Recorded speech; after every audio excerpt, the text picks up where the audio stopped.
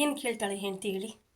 ನಿಮ್ಮ ಪ್ರೀತಿ, ನಿಮ್ಮ ತೋಳಲ್ಲಿ ಒಂದಿಷ್ಟು ಜಾಗ, ನಿಮ್ಮ ಮಡಿಲಲ್ಲಿ ಇಷ್ಟು ಜಾಗ ಕೇಳ್ತಾಳೆ. ಅದನ್ನು ಅರ್ಥ ಮಾಡಿಕೊಳ್ಳಿ ದಯವಿಟ್ಟು. ಗಂಡಸರಿಂದನೇ ಹೆಂಗಸರು ಹಾಳಾಗ್ತಿರೋದು, ಅವ್ರ ಜೀವನನೇ ಹಾಳಾಗ್ತಿದೆ. ಅದನ್ನು ಗಂಡಸರು ಅರ್ಥ ಮಾಡ್ಕೊಳ್ಳಿ ದಯವಿಟ್ಟು. ಕೈ ಮುಗಿದು ಹೇಳ್ತಾ ಇದ್ದೀನಿ, ನಿಮ್ಮ ಜೀವನಗಳು ನಿಮ್ಮ ಕೈಯಲ್ಲೇ ಇದೆ. ಒಂದು ಹೆಣ್ಣು ಕೆಡಬೇಕಂತಂದರೆ ಗಂಡಸೇ ಕಾರಣ. 100% ಹೇಳ್ತಾ ಇದ್ದೀನಿ, ಗಂಡಸೇ ಕಾರಣ.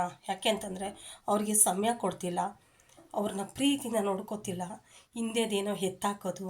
ರೀ ಅದಲ್ಲ ರೀ ಗಂಡಸ್ತನ.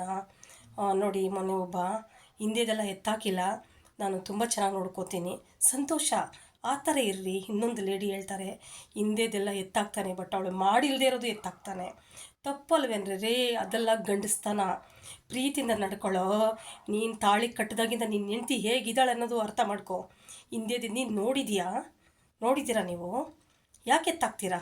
ಆ ಕರ್ಮ ಎಲ್ಲ ನಿಮ್ಮನ್ನು ಸುಮ್ಮನೆ ಬಿಡಲ್ಲ. ಯಾವತ್ತೂ ಅವಳು ಹಿಂದೆ ನಡೆದಿದೆಯೋ ಇಲ್ಲೋ ಹೇಗಂತೀರಾ ನೀವು? ಅದೆಲ್ಲ ಅನ್ನಬಾರ್ದು ದಯವಿಟ್ಟು. ಇವೆಲ್ಲ ಕರ್ಮ, ಮೂಟೆ ಹೊತ್ಕೋತೀರಾ. ಈ ಕಟ್ಕೊಂಡ್ರೆ ಹೆಣ್ತೀನಿ ಯಾವತ್ತು ಗೋಳೈಕೋಬೇಡಿ. ಹೆಣ್ಣು ಕೆಡಬೇಕಾದ್ರೆ ಗಂಡೇ ಕಾರಣ.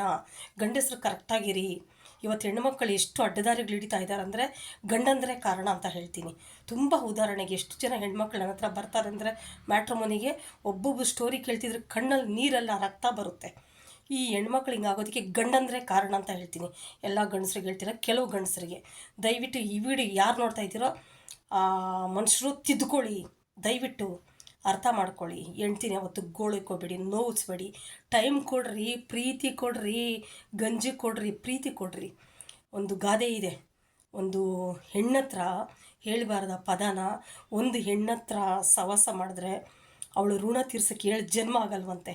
ಆ ಥರದ್ದು ಕಟ್ಕೊಂಡಿದ್ದು ಹೆಂಡ್ತಿ ಹತ್ರ